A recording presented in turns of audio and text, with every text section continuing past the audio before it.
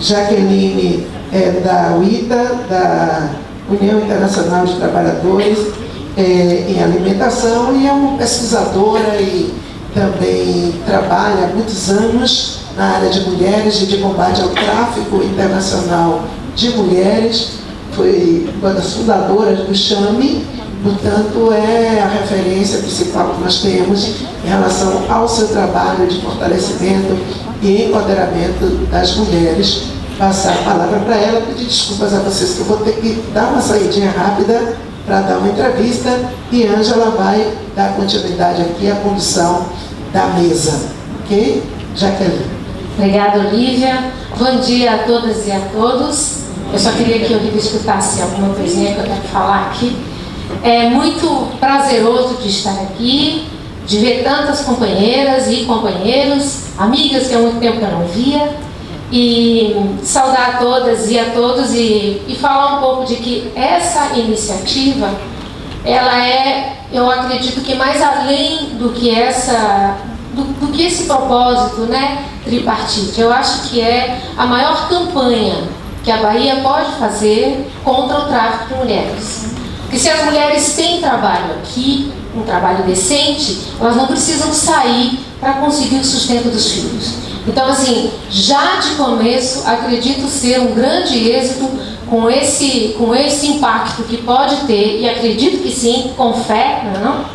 A gente vai conseguir. Então, Olívia, parabéns.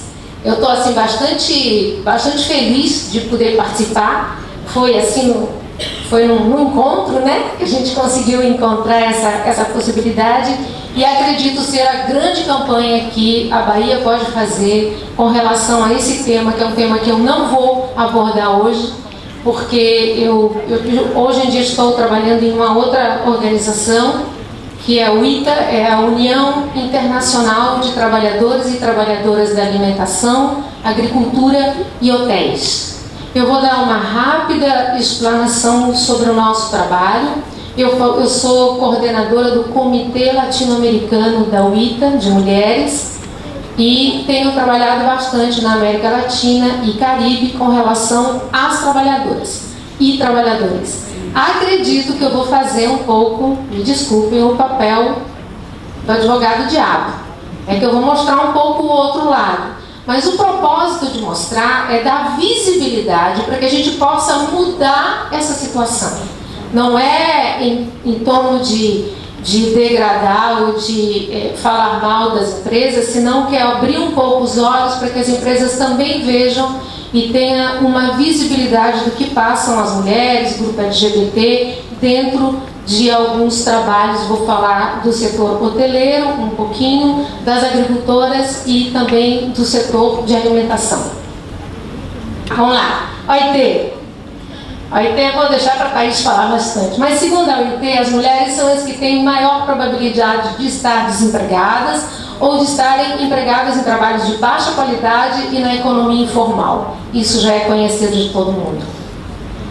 O massacre no Brasil. As mulheres sempre são desfavorecidas. Eu vou ser rápida para a gente poder depois ainda ter as 5 perguntas, né? As vulnerabilidades que as mulheres passam. São 3 básicas: economia, né? A econômica, falta de trabalho, qualificação profissional, responsabilidade de sustentar a família, o trabalho informal, as mulheres ganham até 40% menos do que os homens, o trabalho irregular e a falta de autonomia. A vulnerabilidade social. O que a gente tem muito aqui na Bahia, né? A discriminação de gênero, violência doméstica, violência urbana, discriminação racial e estigmatização. Essa é uma propaganda de uma cerveja Devassa, né? É pelo corpo que se reconhece a verdadeira negra.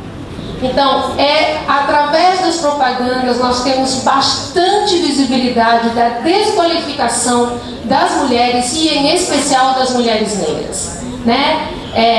Devassa, negra encorpada, estilo dark.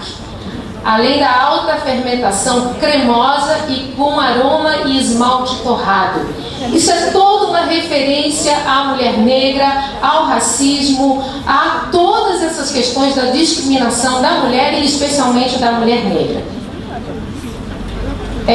acultural, a imagem de sensualidade das brasileiras, o erotismo e liberdade sexual, tanto nas propagandas de turismo, quanto na literatura, na língua, na mídia, etc.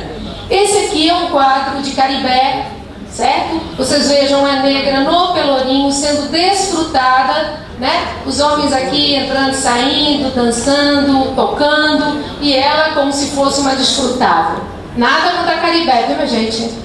Grande artista, mas dentro da cultura, dentro da arte, muitas vezes a mulher é colocada de uma maneira como se fosse um objeto. E deste lado, não sei se vocês estão lembrados, acredito que sim, que na Copa do Mundo houve nos Estados Unidos as camisetas da Adidas, que aqui, I Love Brasil, vocês podem ver que isso é um bumbum com uma tanga, né?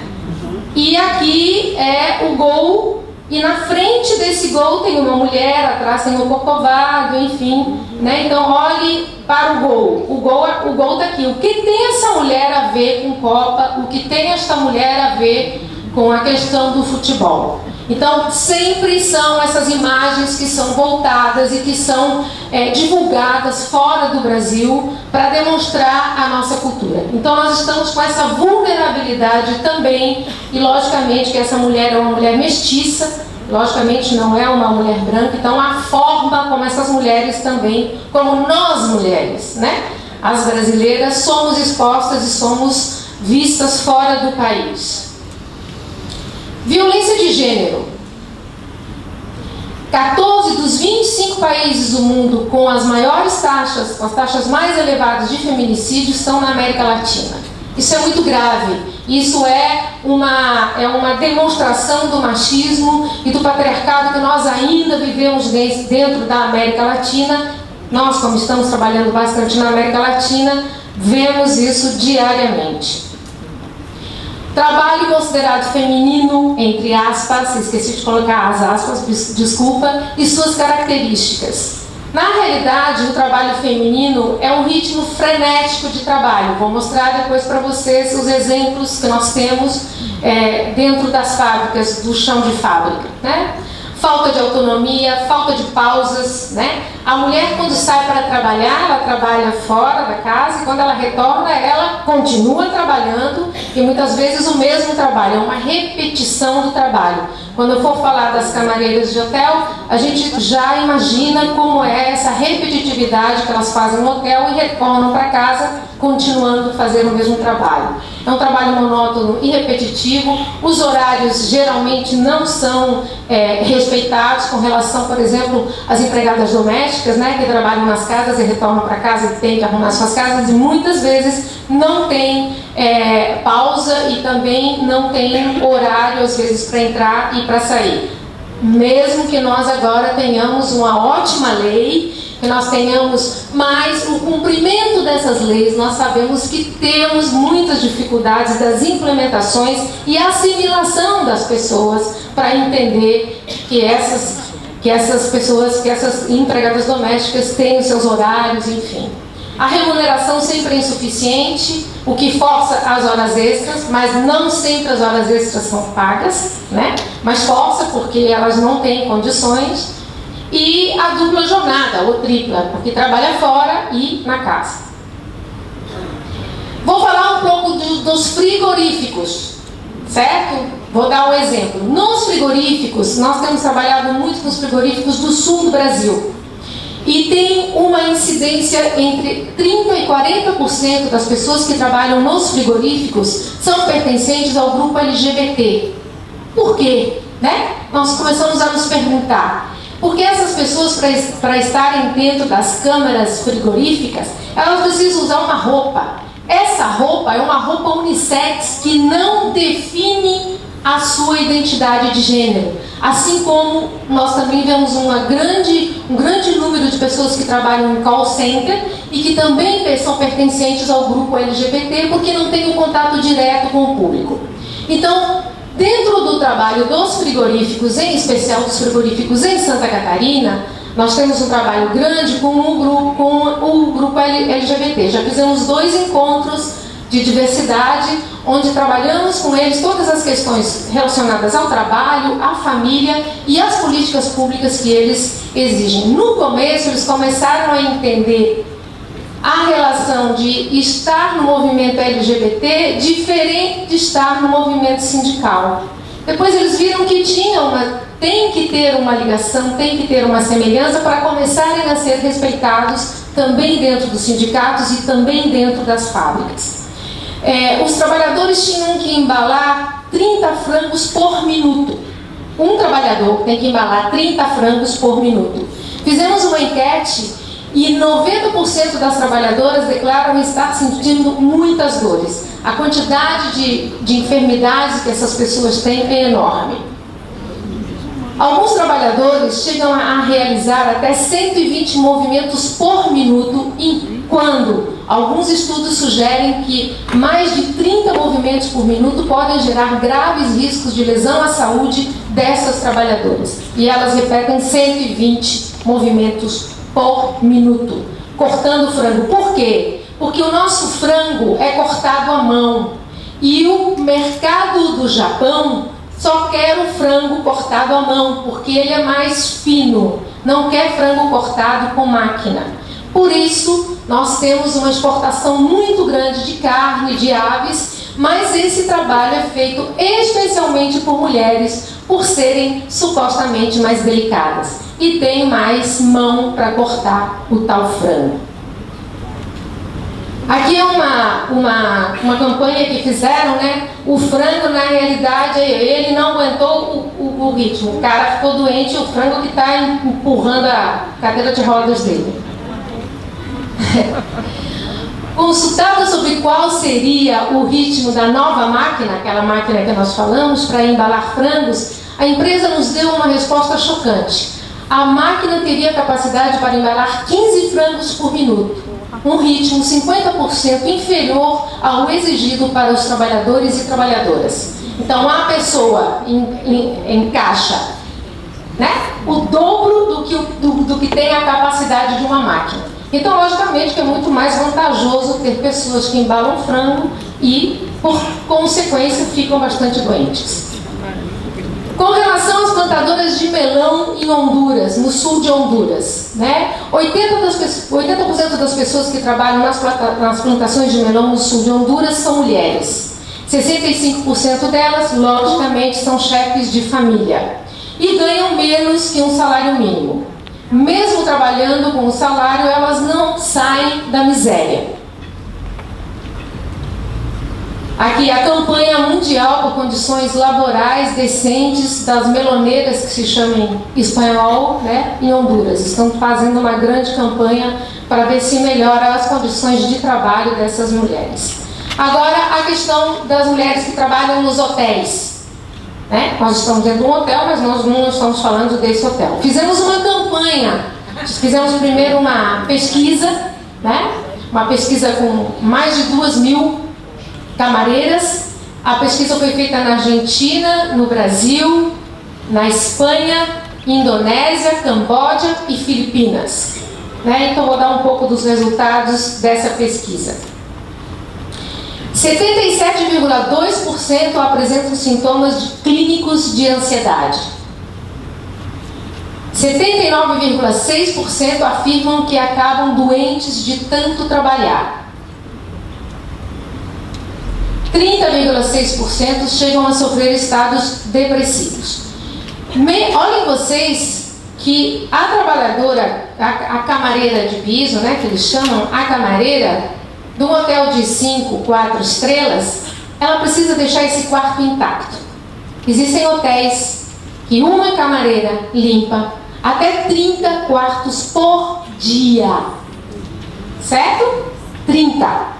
Imaginem vocês a pessoa limpar 30 quartos com todas as exigências que tem um hotel de 4, 5 estrelas, né? Se alguma coisa está fora do lugar, o bicho pega para elas. Elas não têm, às vezes tem horário para chegar, mas não tem horário para sair, né? Isso é um porém grande também.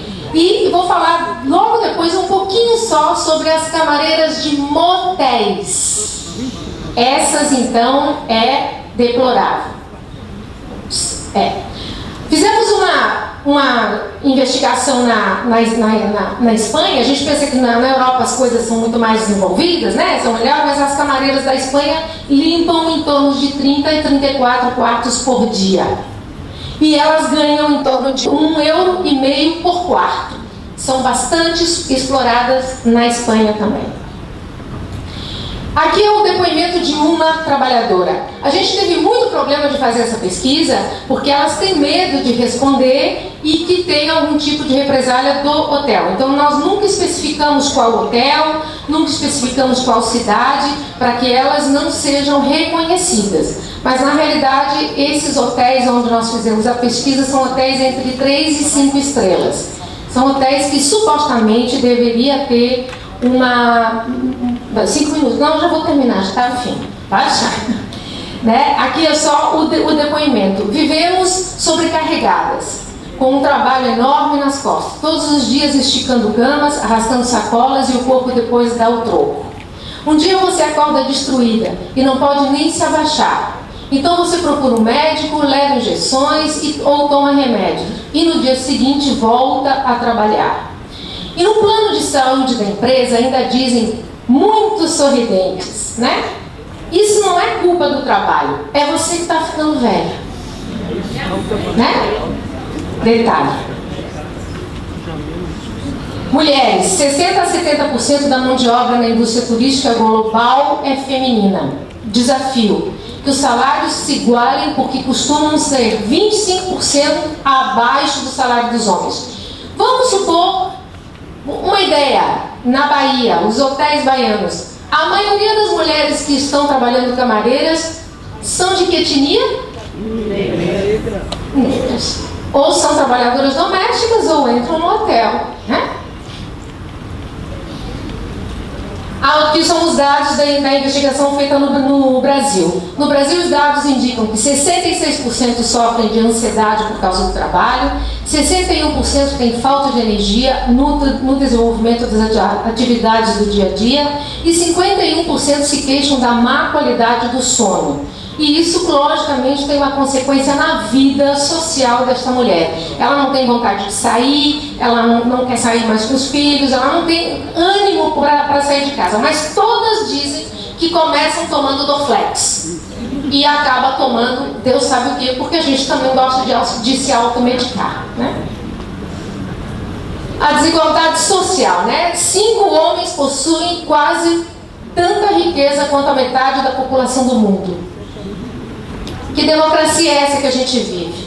Como é que a gente está vivendo esse Brasil de hoje, com todas essas supostas mudanças na questão do trabalhador e da trabalhadora, né? Vamos nos questionar um pouco que democracia é essa. Já estou terminando.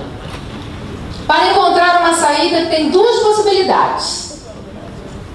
Uma, continuamos na mesma, o que significa o agravamento da crise global e o estancamento ao longo prazo, com as sequelas do desemprego e da fome, somadas à destruição ambiental sem precedentes. A questão das camareiras de motéis, primeiro, elas têm vergonha de dizer onde elas trabalham, então dignidade do trabalho é 0. A maioria delas não são casadas e não têm companheiros, porque nenhum companheiro aceita, porque parece que ela vai para um hotel fazer a mesma coisa que várias pessoas vão, então elas são discriminadas por trabalharem em um hotel, além do trabalho ser um trabalho de alto risco, porque elas têm contato com questões de drogas e elas fazem, ao invés de fazer 1 quarto por dia, elas fazem às vezes 1 quarto 5, 6 vezes ao dia. Então é um trabalho bastante difícil e elas ganham muito pouco por esse trabalho e têm vergonha de dizer onde trabalham. Aí o Cristo, né, apavorado já com a situação, né? O Redentor já não aguenta mais nem ver o que está acontecendo, né? Socorro. E a segunda é com outro modelo mais democrático, vida social e verdadeiramente sustentável. Essa é a única via que só pode ser construída pela participação ativa e protagônica do povo organizado, né?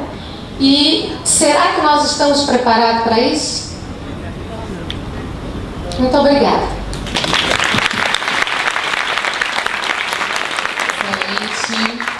Muito obrigada à nossa querida Jaqueline Leite pela abordagem, né, do ponto de vista das trabalhadoras, né, as questões aí que afligem, especialmente determinadas categorias que são mais precarizadas, né, e com a maior presença de mulheres.